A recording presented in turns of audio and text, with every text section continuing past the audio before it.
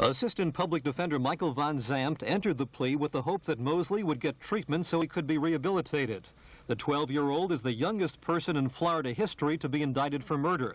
His trial was transferred to juvenile court because a judge found him incompetent to stand trial as an adult. As a result, he can no longer be sentenced to prison, but can be confined to an institution until the age of 21. Mosley was silent in court today. He was being eyed by the man seated next to him, William Billiter, whose 9-year-old son, Greg, was the victim. Judge Ralph Ferguson allowed Billiter to speak. The father said, "We can't bring my son back. All we can hope is that God will rehabilitate this child."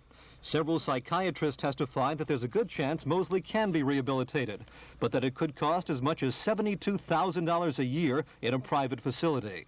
It's a lot of money, there's no question about it. But to put it in perspective, it costs anywhere between $1,500 to $2,000 approximately a month to house someone in the state prison system. And at $2,000 a month, that's $24,000 a year as a warehousing, which is originally what would have happened to him if he had been found guilty. What we're talking about is saving someone's life and making him a member of society. How would you do it, say, if it was your son was died? Would you say it was worth $80,000 to get the kid off the street so he won't do it to another child? Would you? You would just have him in prison. No, I don't want him in prison. I want him where there's help.